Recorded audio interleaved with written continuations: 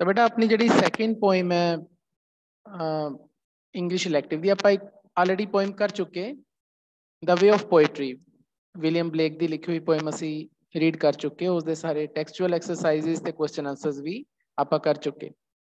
अज आप अपनी second poem है अपने सिलेबस की जिसका नाम है going downhill on a bicycle. तो ये करन जा रहे हैं ना ये जी पोइम है ये H.C. बीचिंग ने लिखी है। इस दे पोइट ने H.C. बीचिंग।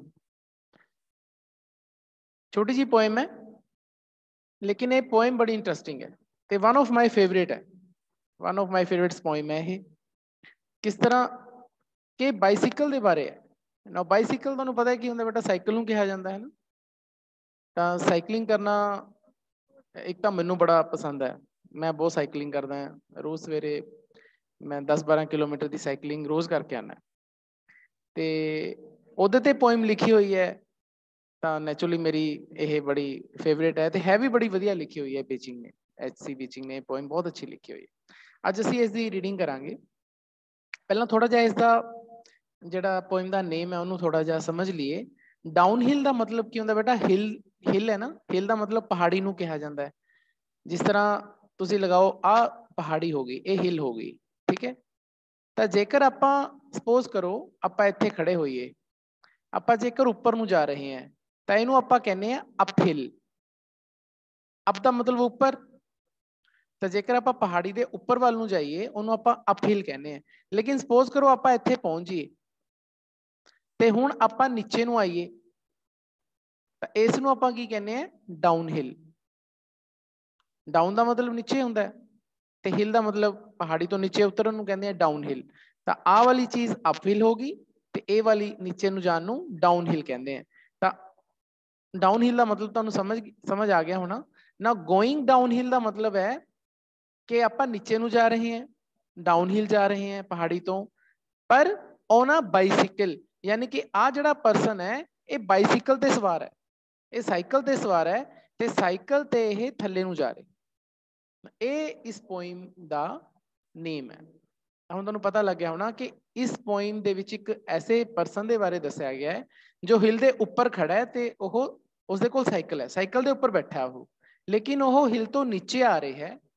तो देखो एक जिहड़ा पोइट हुंदा ना उसकी इमैजीनेशन हुंदी है वो किस तरह दी पोइम्स लिख दिंदा है।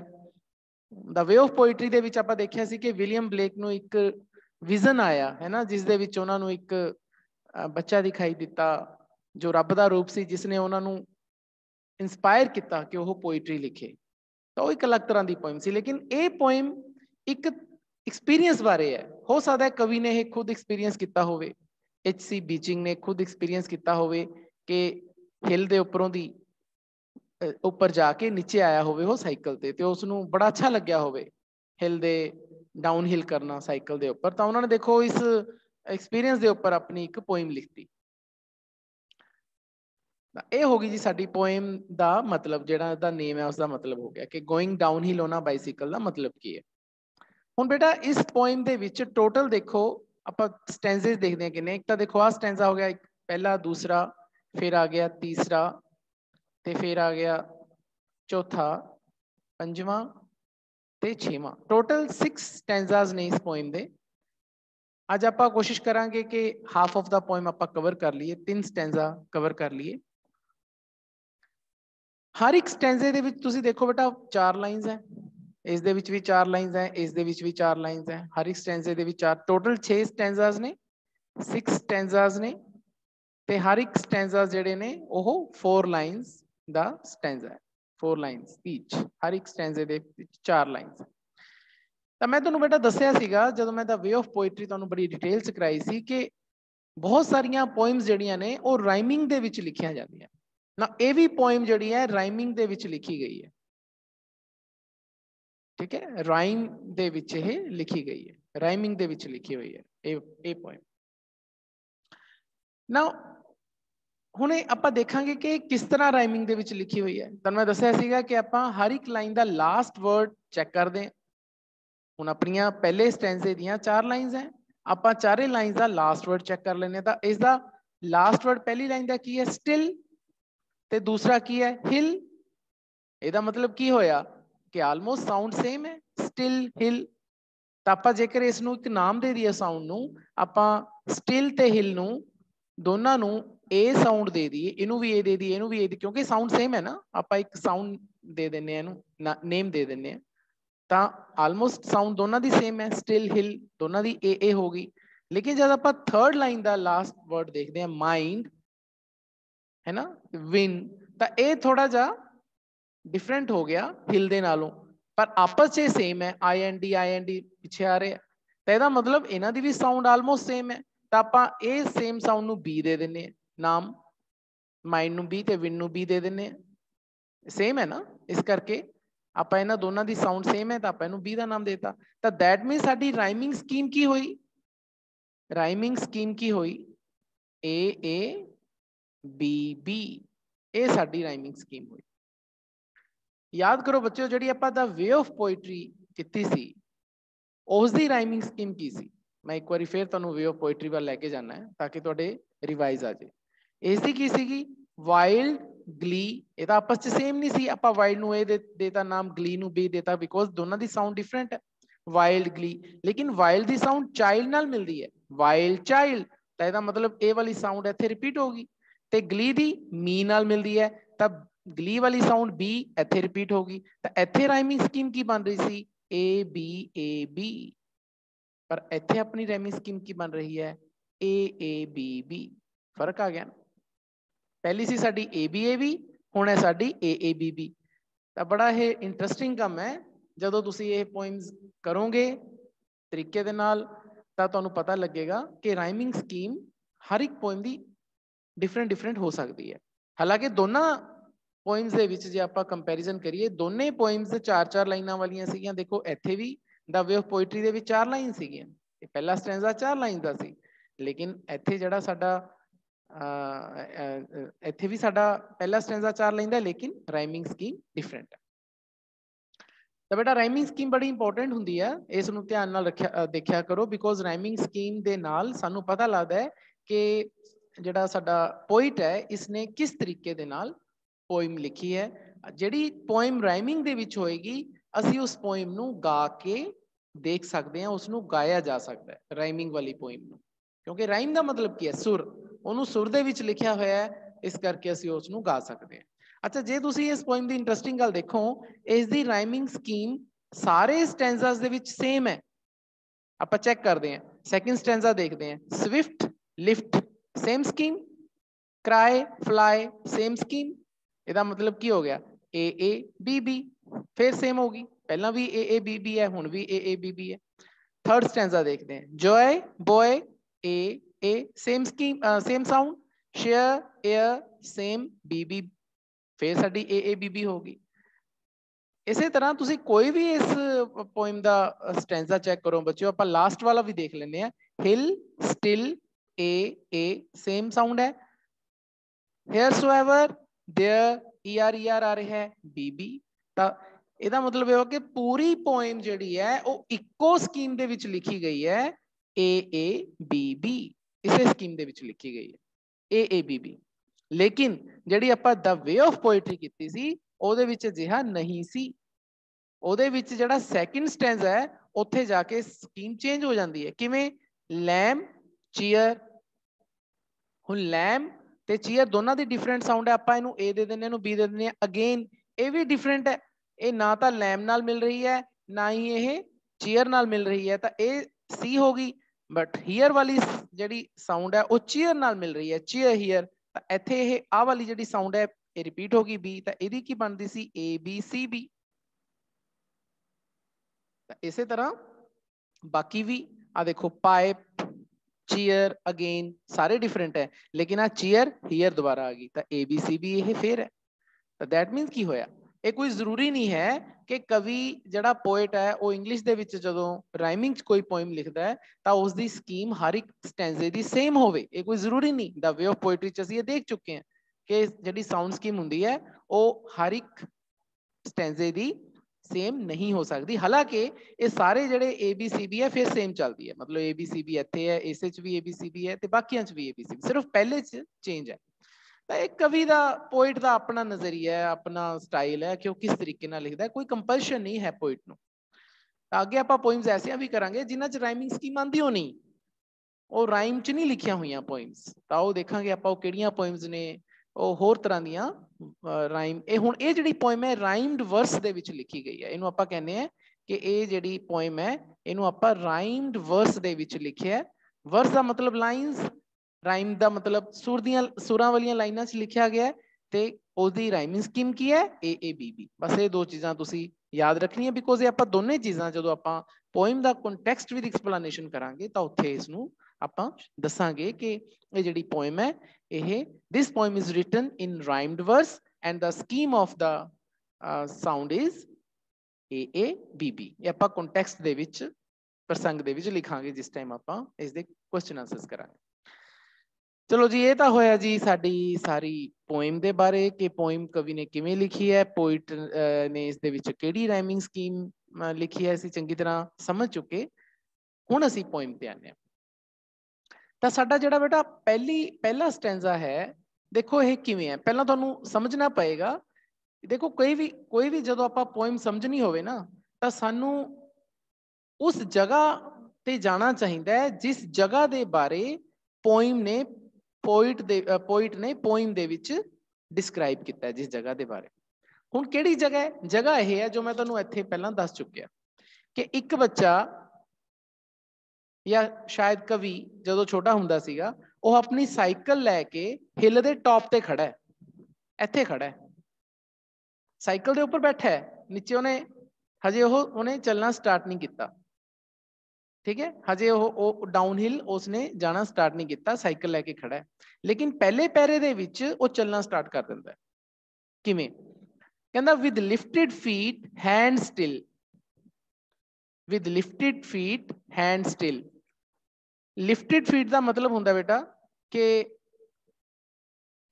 ਆਪਣੇ ਪੈਰ ਉਸਨੇ ਉੱਪਰ ਚੱਕੇ ਹੋਏ ਨੇ। ਜਿਵੇਂ ਸਪੋਜ਼ ਕਰੋ ਤੁਸੀਂ ਕਿਸੇ ਸਾਈਕਲ ਦੇ ਉੱਪਰ ਜਾ ਰਹੇ ਹੋਵੋ, ਪਹਿਲਾਂ ਤੁਸੀਂ ਤੇਜ਼ ਚਲਾ ਲਓ, ਉਸ ਤੋਂ ਬਾਅਦ ਤੁਸੀਂ ਆਪਣੇ ਜਿਹੜੇ ਹੈਂਡਸ ਨੇ ਉਹ ਤਾਂ ਹੈਂਡਲ ਤੇ ਰੱਖ ਲਓ ਸਾਈਕਲ ਦੇ, ਤੇ ਆਪਣੇ ਪੈਰਾਂ ਨੂੰ ਪੈਡਲਾਂ ਤੋਂ ਚੱਕ ਲਓ। ਕਈ ਵਾਰੀ ਕਰਦੇ ਆ ਨਾ ਆਪਾਂ, ਛੋਟੇ ਜਵਾਕ ਕਿਵੇਂ ਕਰਦੇ ਹੁੰਦੇ ਨੇ, ਭਜਾ ਕੇ ਸਾਈਕਲ ਪੈਰ ਚੱਕ ਲੈਂਦੇ ਨੇ ਉੱਪਰ ਨੂੰ, ਤੇ ਆਪਣੇ ਹੈਂਡਸ ਹੈਂਡਲ ਤੇ ਰੱਖਦੇ ਨੇ, ਤਾਂ ਬੜਾ ਮਜ਼ਾ ਆਉਂਦਾ। ਤਾਂ ਉਹ ਇਸੇ ਤਰ੍ਹਾਂ ਕਰਿਆ ਹੋਇਆ ਕਵੀ ਨੇ। ਤਾਂ ਆਪਣੇ ਜਿਹੜੇ ਫੀਟ ਨੇ, ਯਾਨੀ ਕਿ ਉਸਦੇ ਜਿਹੜੇ ਪੈਰ ਨੇ, ਉਹਨਾਂ ਨੂੰ ਉਸਨੇ ਲਿਫਟ ਕਰ ਲਿਆ, ਉੱਪਰ ਚੱਕ ਲਿਆ, ਠੀਕ ਹੈ। ਤੇ ਹੈਂਡ ਸਟਿਲ, ਤੇ ਉਸਦੇ ਜਿਹੜੇ ਹੈਂਡਸ ਨੇ ਉਹ ਕੀ ਨੇ? ਸਟਿਲ ਨੇ। ਸਟਿਲ ਦਾ ਮਤਲਬ ਉਸਨੇ ਆਪਣੇ ਹੈਂਡਸ ਜਮਾਏ ਹੋਏ ਨੇ ਕਿਸ ਤੇ? ਸਾਈਕਲ ਦੇ ਹੈਂਡਲ ਤੇ। ਹੈਂਡਸ ਉਸਦੇ ਸਾਈਕਲ ਦੇ ਹੈਂਡਲ ਤੇ ਨੇ, ਲੇਕਿਨ ਉਸਦੇ ਪੈਰ ਪੈਡਲਾਂ ਤੇ ਨਹੀਂ ਹੈਗੇ, ਉਸਨੇ ਚੱਕੇ ਹੋਏ।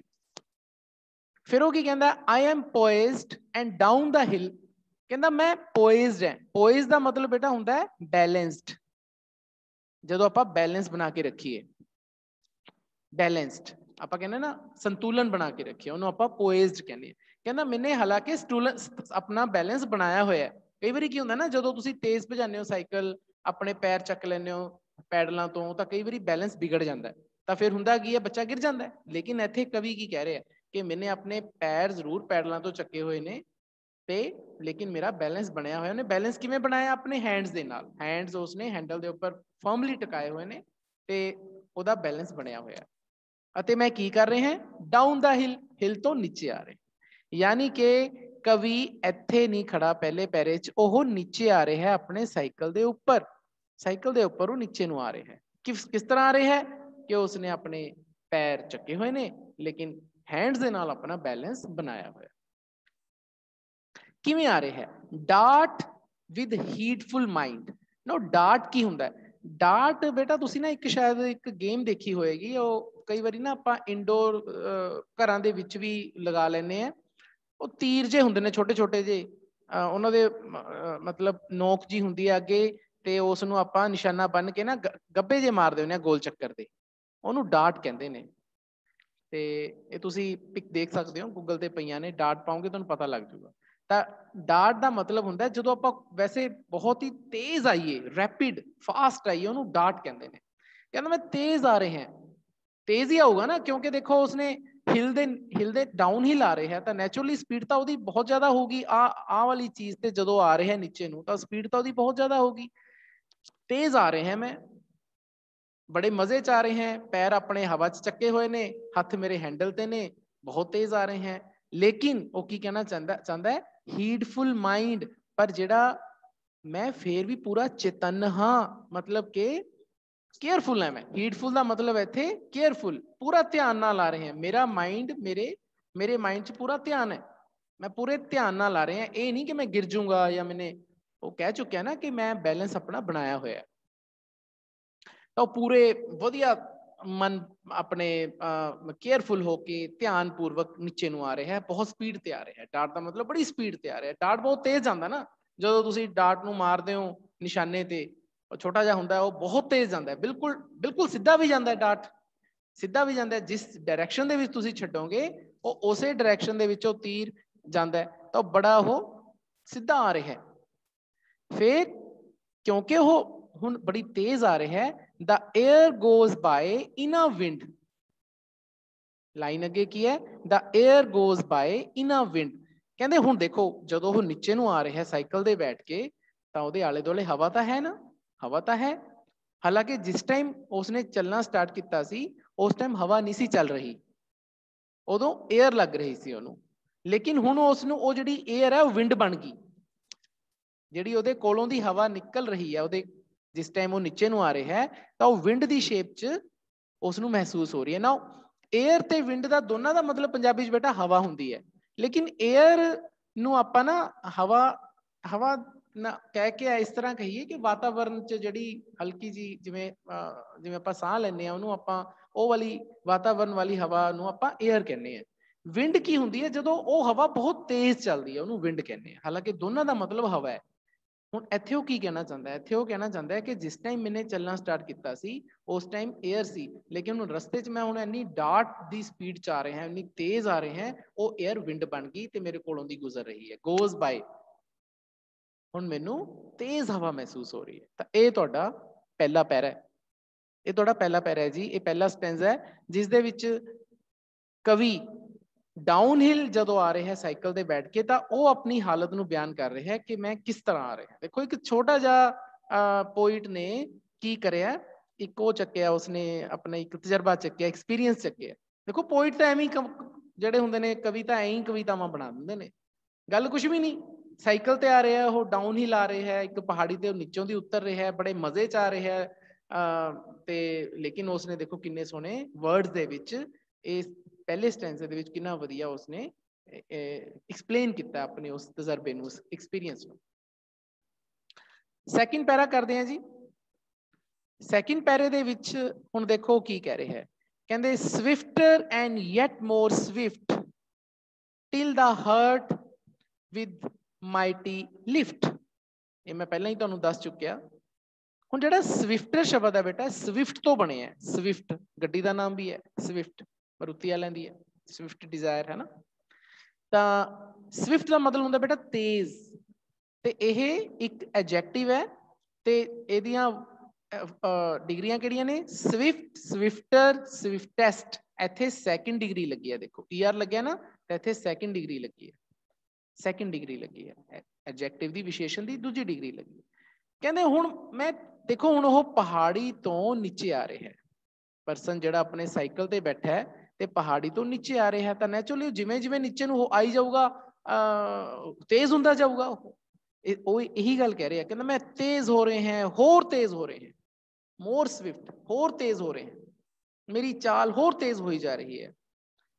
Till the heart with a mighty lift, ਅਤੇ ਜਿਹੜਾ ਮੇਰਾ ਦਿਲ ਹੈ, ਹਾਰਟ, ਉਸ ਦੇ ਵਿੱਚ ਬਹੁਤ ਜ਼ਿਆਦਾ ਪ੍ਰਸੰਨਤਾ ਦਾ ਮੈਨੂੰ ਅਨੁਭਵ ਹੁੰਦਾ ਹੈ, ਬਹੁਤ ਜ਼ਿਆਦਾ ਖੁਸ਼ੀ ਮੈਨੂੰ ਅਨੁਭਵ ਹੁੰਦੀ ਹੈ। ਮਾਈਟੀ, ਮਾਈਟੀ ਦਾ ਮਤਲਬ ਹੁੰਦਾ ਹੈ ਬਹੁਤ ਹੀ ਤਾਕਤ ਵਾਲੀ ਖੁਸ਼ੀ ਕਹਿ ਰਿਹਾ, ਮਾਈਟ, ਮਾਈਟੀ, ਮਜ਼ਬੂਤ, ਬਹੁਤ ਹੀ ਜ਼ਿਆਦਾ ਅਥਾਹ, ਜਿਹਨੂੰ ਆਪਾਂ ਕਹਿੰਦੇ ਹਾਂ ਨਾ ਲਿਫਟ। ਮੇਰਾ ਜਿਹੜਾ ਦਿਲ ਹੈ ਪੂਰਾ ਖੁਸ਼ੀ ਨਾਲ, ਪ੍ਰਸੰਨਤਾ ਨਾਲ ਭਰ ਗਿਆ, ਜਿਵੇਂ ਜਿਵੇਂ ਮੈਂ ਨੀਚੇ, ਮੇਰੀ ਸਪੀਡ ਹੋਰ ਤੇਜ਼ ਹੁੰਦੀ ਜਾ ਰਹੀ ਹੈ। ਇੱਥੇ ਉਹ ਕੀ ਕਹਿਣਾ ਚਾਹੁੰਦਾ ਹੈ, ਇੱਥੇ ਕਹਿਣਾ ਚਾਹੁੰਦਾ ਹੈ ਕਿ ਜਿਵੇਂ ਜਿਵੇਂ ਮੈਂ ਡਾਊਨ ਹੀ ਲਾ ਰਹੇ ਹਾਂ, ਮੇਰੀ ਸਪੀਡ ਤੇਜ਼ ਹੁੰਦੀ ਜਾ ਰਹੀ ਹੈ, ਮੈਂ ਹੋਰ ਜ਼ਿਆਦਾ ਆਪਣੇ ਆਪ ਨੂੰ ਇੰਜੋਏ ਕਰ ਰਹੇ ਹਾਂ, ਮਹਿਸੂਸ ਕਰ ਰਹੇ ਹਾਂ, ਇੰਜੋਇਮੈਂਟ ਕਰ ਰਹੇ ਹਾਂ, ਕਿਉਂਕਿ ਸਪੀਡ ਵੱਧਦੀ ਜਾ ਰਹੀ ਹੈ ਉਹਦੀ। मेक्स द लंग्स लाफ, कहते मेरे जेडे लंग्स हैं, लंग्स का मतलब फेफड़े, हवा कहती मेरे दिल च होंदी फेफड़े तक चली गई, तो मेरे जेडे फेफड़े ने हुण खुश ने, वो भी खुश खुश ने। लंग्स लाफ का मतलब मैं बहुत ज्यादा खुश है, मतलब अंदर तक खुश है मैं। आप एक तो होंगी ना जी आप अपनी खुशी होंगी है सिर्फ चेहरे तो ही झलकती होंगी है, एक बंदा दिलों खुश होंगे, ये दिलों खुश दिलों खुश होने वाली खुशी है ये। ਅਤੇ ਮੇਰੇ ਥਰੋਟ ਦੇ ਵਿੱਚੋਂ, ਗਲੇ ਦੇ ਵਿੱਚੋਂ ਚਿੱਕਾਂ ਨਿਕਲ ਰਹੀਆਂ, ਯਾਨੀ ਕਿ ਚਿੱਕਾਂ ਮਾਰਦਾ ਥੱਲੇ ਨੂੰ ਆ ਰਿਹਾ, ਉਹ ਕਰਾਏ ਕਰਦਾ ਹੋਇਆ ਚਿੱਕਾਂ। ਜਿਵੇਂ ਤੁਸੀਂ ਇੱਕ ਬੱਚੇ ਦੀ, ਇੱਕ ਬੱਚੇ ਨੂੰ ਦੇਖਿਆ ਹੋਵੇਗਾ, ਤੁਸੀਂ ਵੀ ਬਚਪਨ 'ਚ ਹੀ ਆਏ ਹੋ, ਜਦ ਤੁਸੀਂ ਸਾਈਕਲ ਚਲਾਏ ਸੀਗੇ ਤਾਂ ਤੁਸੀਂ ਵੀ ਚਿੱਕਾਂ ਮਾਰੀਆਂ ਹੋਣੀਆਂ, ਤੇਜ਼ ਭਜਾ ਕੇ ਸਾਈਕਲ ਪੈਡਲ ਤੋਂ ਪੈਰ ਚੱਕ ਕੇ ਆ ਊ ਕਰਕੇ ਚਿੱਕਾਂ ਮਾਰੀਆਂ ਹੋਣੀਆਂ ਪੂਰੇ ਪਿੰਡ 'ਚ, ਹੈ ਨਾ। ਤਾਂ ਉਹ ਚੀਜ਼ ਹੈ, ਉਹ ਤਜਰਬੇ ਨੂੰ ਕਵੀ ਦੇਖੋ ਕਿੰਨੇ ਸੋਹਣੇ ਸ਼ਬਦਾਂ ਦੇ ਵਿੱਚ ਬਿਆਨ ਕਰ ਰਿਹਾ। ਅੱਛਾ, ਫਿਰ ਉਸ ਨੂੰ ਆਪਣੇ ਕੋਲੇ ਇੱਕ ਬਰਡ ਦਿਖਦਾ ਹੈ। ਆ ਦੇਖੋ ਇੱਥੇ ਉਹ ਨੀਚੇ ਆ ਰਿਹਾ ਹੈ, ਇੱਥੇ ਉਸ ਨੂੰ ਇੱਕ ਬਰਡ ਦਿਖਦਾ ਹੈ ਨਾਲ ਨਾਲ ਚੱਲਦਾ ਹੋਇਆ। ਮੇਰੇ ਤੋਂ ਬਰਡ ਬਹੁਤਾ, ਮੇਰੀ ਡਰਾਇੰਗ ਬਹੁਤੀ ਵਧੀਆ ਨਹੀਂ ਹੈਗੀ, ਪਰ ਚਲੋ ਸਮਝ ਲਓ। ਹੁਣ ਆ ਤੁਸੀਂ ਆ ਰਹੇ ਹੋ ਸਾਈਕਲ ਤੇ, ਆ ਨਾਲ ਇੱਕ ਬਰਡ ਤੁਹਾਡੇ ਨਾਲ ਨਾਲ ਚੱਲ ਰਿਹਾ, ਉਹਨੂੰ ਇੱਕ ਬਰਡ ਦਿਖਦਾ ਹੈ, ਤਾਂ ਉਹ ਬਰਡ ਨੂੰ ਕਹਿੰਦਾ ਹੈ, ਉਹ ਬਰਡ, ਉਹ ਪੰਛੀ, ਸੀ ਦੇਖ ਮੈਂ ਵੀ ਪੰਛੀ ਦੀ ਤਰ੍ਹਾਂ ਉੜ ਰਹੇ ਹਾਂ, ਆਈ ਫਲਾਈ, ਕਹਿੰਦੇ ਮੈਂ ਵੀ ਤੇਰੇ ਵਾਂਗੂ ਉੜ ਰਿਹਾ। ਉਹ ਕਿਵੇਂ ਕਿਵੇਂ ਉੱਡ ਰਿਹਾ? ਕਿਉਂਕਿ ਉਹਦੀ ਪੋਜੀਸ਼ਨ ਦੇਖੋ ਕੀ ਹੈ, ਉਹਦੀ ਪੰਛੀ ਵਾਂਗੂ ਪੋਜੀਸ਼ਨ ਹੈ, ਉਹਨੇ ਲੱਤਾਂ ਤਾਂ ਆਪਣੀਆਂ ਉੱਪਰ ਚੱਕ ਰੱਖੀਆਂ ਐ ਕਰਕੇ, ਆ ਉਹਦੀਆਂ ਲੱਤਾਂ ਚੱਕ ਰੱਖੀਆਂ। ਮੰਨ ਲਓ ਇਹਦਾ ਸਾਈਕਲ ਹੋਵੇ, ਆ ਲੱਤਾਂ ਉਹਨੇ ਐ ਚੱਕ ਰੱਖੀਆਂ, ਬਾਹਾਂ ਐ ਫੈਲਾ ਰੱਖੀਆਂ, ਹੋ ਸਕਦਾ ਉਹਨੇ ਥੋੜੀ ਦੇਰ ਲਈ ਆਪਣੀਆਂ ਬਾਹਾਂ ਵੀ ਛੱਡਤੀਆਂ ਹੋਣ ਹੈਂਡਲ ਤੋਂ। ਕਿਹਾ ਨਹੀਂ ਹੋਇਆ ਵੈਸੇ ਪੋਇਮ ਦੇ ਵਿੱਚ, ਉਸਨੇ ਕਿਹਾ ਨਹੀਂ ਹੋਇਆ, ਲੇਕਿਨ ਬਰਡ ਦੇਖੋ, ਬਰਡ ਕਿਵੇਂ ਕਰਦਾ, ਬਰਡ ਵੀ ਆਪਣੀਆਂ ਬਾਹਾਂ ਫੈਲਾ ਕੇ ਜਾਂਦਾ ਨਾ, ਬਾਹਾਂ ਫੈਲਾ ਕੇ ਜਦੋਂ ਉਡਾਰੀ ਮਾਰਦਾ, ਤਾਂ ਉਹ ਬਰਡ ਨੂੰ ਕਹਿ ਰਿਹਾ ਹੈ, ਕਹਿੰਦਾ ਦੇਖ ਪੰਛੀ ਮੈਂ ਵੀ ਅੱਜ ਪੰਛੀ ਬਣ ਗਿਆ, ਤੇਰੇ ਵਾਂਗੂ ਉੱਡ ਰਿਹਾ, ਆਈ ਫਲਾਈ, ਕਹਿੰਦਾ ਮੈਂ ਤੇਰੇ ਵਾਂਗੂ ਉੱਡ ਰਿਹਾ। ਫਲਾਈ ਦਾ ਮਤਲਬ ਕੀ ਹੁੰਦਾ? ਉੜਨਾ। ਤਾਂ ਬੇਟਾ ਤੁਸੀਂ ਦੇਖੋ ਕਿ ਸੈਕਿੰਡ ਸਟੈਂਜ਼ੇ ਦੇ ਵਿੱਚ ਜਿਹੜਾ ਪੋਇਟ ਹੈ, ਉਹ ਕਿੰਨੇ ਸੋਹਣੇ ਸ਼ਬਦਾਂ ਦੇ ਨਾਲ, ਕਿੰਨੇ ਸੋਹਣੇ ਵਰਡਸ ਦੇ ਨਾਲ ਉਸ ਕੰਡੀਸ਼ਨ ਨੂੰ ਬਿਆਨ ਕਰ ਰਿਹਾ ਹੈ ਜਿਸ ਹਾਲਤ ਦੇ ਵਿੱਚ ਉਹ ਡਾਊਨ ਹਿਲ ਆ ਰਿਹਾ ਆਪਣੇ ਸਾਈਕਲ ਤੇ ਬੈਠ ਕੇ।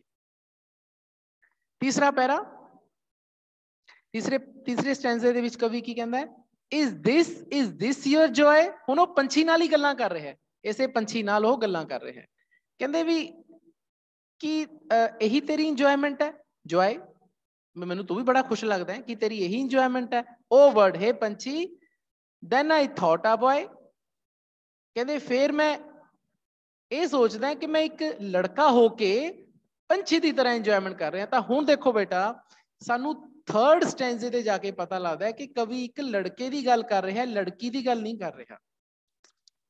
ਵੈਸੇ ਤਾਂ ਜਿਹੜਾ ਪੋਇਟ ਹੈ ਸਾਡਾ H.C. ਬੀਚਿੰਗ, ਉਹ ਲੜਕਾ ਹੀ ਹੈ, ਮਤਲਬ ਜੈਂਟਸ ਹੈ ਉਹ, ਲੇਕਿਨ ਹੁਣ ਤੱਕ ਸਾਨੂੰ ਇਹ ਨਹੀਂ ਸੀ ਪਤਾ ਕਿ ਉਹ ਜਿਹੜੀ ਡਾਊਨ ਹਿਲ, ਜਿਹੜਾ ਜਿਸ ਬੱਚੇ ਦੀ ਉਹ ਗੱਲ ਕਰ ਰਿਹਾ, ਉਹ ਲੜਕਾ ਜਾਂ ਲੜਕੀ। ਲੇਕਿਨ ਥਰਡ ਸਟੈਂਜ਼ੇ ਦੇ ਵਿੱਚ ਜਾ ਕੇ ਸਾਨੂੰ ਇਹ ਕਲੀਅਰ ਹੁੰਦਾ ਹੈ ਕਿ ਉਹ ਲੜਕਾ ਹੈ, ਮਤਲਬ ਇੱਕ ਬॉय ਹੈ ਜਿਹੜਾ ਡਾਊਨ ਹਿਲ ਆਪਣੇ ਸਾਈਕਲ ਤੇ ਆ ਰਿਹਾ ਹੈ, ਬੜਾ ਇੰਜੋਏ ਕਰਦਾ ਹੋਇਆ, ਪੰਛੀ ਨਾਲ ਗੱਲਾਂ ਕਰਦਾ, ਪੰਛੀ ਉਹਦੇ ਨਾਲ ਨਾਲ ਉੱਡ ਰਿਹਾ ਹੈ, ਤੇ ਉਹ ਪੰਛੀ ਨੂੰ ਕਹਿ ਰਿਹਾ ਹੈ ਕਿ ਜੇ ਤੂੰ ਖੁਸ਼ ਹੈ ਤਾਂ ਮੈਂ ਵੀ ਖੁਸ਼ ਹਾਂ, ਤੂੰ ਪੰਛੀ ਬਣ ਕੇ ਖੁਸ਼ ਹੈ, ਮੈਂ ਮੁੰਡਾ ਬਣ ਕੇ ਖੁਸ਼ ਹੈ। ਪਰ ਮੁੰਡਾ ਅੱਜ ਕੀ ਬਣਿਆ ਹੋਇਆ?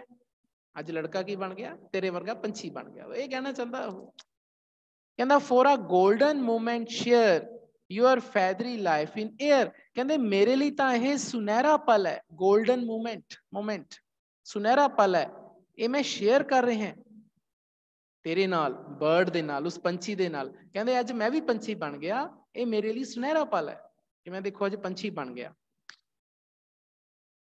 ਤੇ ਮੈਂ ਤੇਰੇ ਵਰਗੀ ਜਿਹੜੀ ਫੈਦਰੀ ਲਾਈਫ ਹੈ ਨਾ, ਫੈਦਰ ਦਾ ਮਤਲਬ ਕੀ ਹੁੰਦਾ ਬੇਟਾ? ਪੰਖ, ਪਰ, ਫੈਦਰ, ਤੇ ਫੈਦਰ ਐਕਚੁਅਲੀ ਕੀ ਹੈ? ਨਾउन ਹੁੰਦਾ ਹੈ, ਫੈਦਰ ਨਾउन ਹੁੰਦਾ ਹੈ, ਪੰਖ ਕਿਹਾ ਜਾਂਦਾ ਹੈ। ਉਹਦੇ ਪਿੱਛੇ ਆਪਾਂ ਜੇ ਵਾਏ ਪਾ ਦਈਏ ਉਹ ਐਡਜੈਕਟਿਵ ਬਣ ਜਾਂਦਾ ਹੈ, ਪੰਖਾਂ ਵਰਗੀ।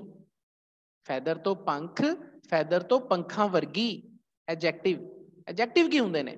ਵਿਸ਼ੇਸ਼ਣ ਕੀ ਹੁੰਦੇ ਨੇ ਜਿਹੜੇ ਨਾउन ਦੀ ਵਿਸ਼ੇਸ਼ਤਾ ਦੱਸਦੇ ਨੇ? ਇੱਥੇ ਨਾउन ਕੀ ਹੈ? ਲਾਈਫ। ਲਾਈਫ ਦੀ ਵਿਸ਼ੇਸ਼ਤਾ ਕੀ ਹੈ? ਪੰਖਾਂ ਵਰਗੀ ਜ਼ਿੰਦਗੀ ਬਣ ਗਈ ਮੇਰੀ ਅੱਜ। ਕਿੱਥੇ?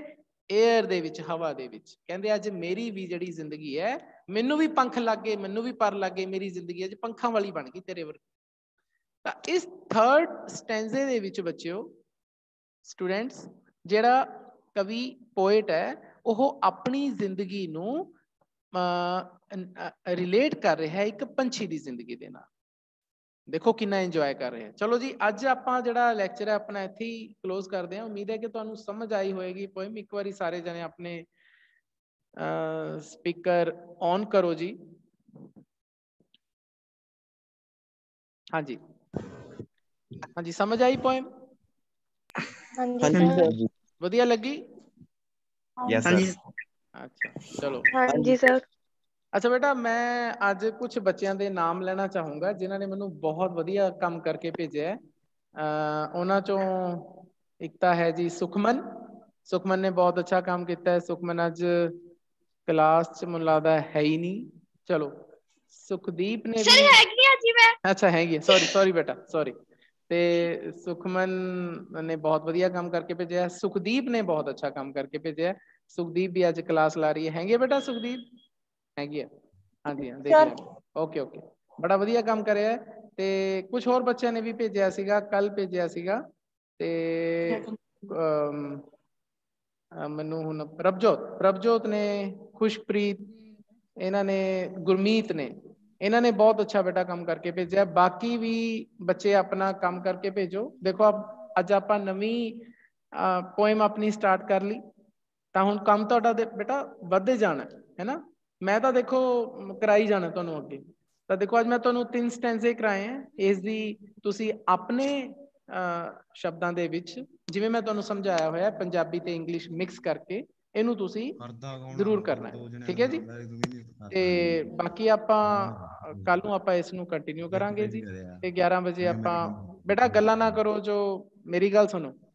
ते बाकी आपां सॉरी 10 बजे अपनी +1 की क्लास लगानी हुई है। जे कोई प्रॉब्लम है तो दसो जी। इस पोइम चो कोई चीज़ तुहानूं ना समझ आई होवे, एक अद्धे मिनट आपां होर ला देने। कोई प्रॉब्लम होवे दसो, है कोई प्रॉब्लम? No sir. चलो सर ਜਿਹੜੀ ਉਹ ਆਖਰੀ ਲਾਈਨ ਆ your feathery life in air ਇਹਦਾ ਮਤਲਬ ਕੀ ਸੀ? ਇਹਦਾ ਮੈਂ ਬੇਟਾ ਦੱਸਿਆ ਸੀ ਕਿ ਹਵਾ ਦੇ ਵਿੱਚ ਅੱਜ ਦੇਖੋ ਪੰਛੀ ਨਾਲ ਗੱਲਾਂ ਕਰ ਰਿਹਾ ਨਾ ਉਹ, ਤਾਂ ਫੈਦਰ ਦਾ ਮਤਲਬ ਮੈਂ ਤੁਹਾਨੂੰ ਦੱਸਿਆ ਸੀ ਪੰਖ ਨੂੰ ਕਿਹਾ ਜਾਂਦਾ ਹੈ। ਜੇ ਆਪਾਂ ਉਹਦੇ ਪਿੱਛੇ ਵਾਏ ਲਾ ਦਈਏ ਤਾਂ ਉਹਦਾ ਵਿਸ਼ੇਸ਼ਣ ਬਣ ਜਾਂਦਾ ਹੈ ਕਿ ਪੰਖਾਂ ਵਰਗੀ। ਅੱਜ ਉਹਦੀ ਜਿਹੜੀ ਜ਼ਿੰਦਗੀ ਹੈ ਉਹਨੂੰ ਪੰਖ ਲੱਗੇ। ਹਾਲਾਂਕਿ ਦੇਖੋ ਆਪਾਂ ਇਨਸਾਨ ਹੈ, ਆਪਾਂ ਨੂੰ ਤਾਂ ਰੱਬ ਨੇ ਪੰਖ ਨਹੀਂ ਨਾ ਦਿੱਤੇ, ਲੇਕਿਨ ਅੱਜ ਉਹ ਮੰਨ ਰਿਹਾ ਹੈ ਕਿ ਮੈਨੂੰ पंख लग गए, मैं पंछी की तरह उड़ता जा रहे हैं। बस यही है इसका मतलब, ठीक है? हुण समझ आ गया? हाँ जी चलो ठीक है बेटा, अज दी आपां क्लास क्लोज करते हैं, कल नूं फिर मिलांगे। ओके।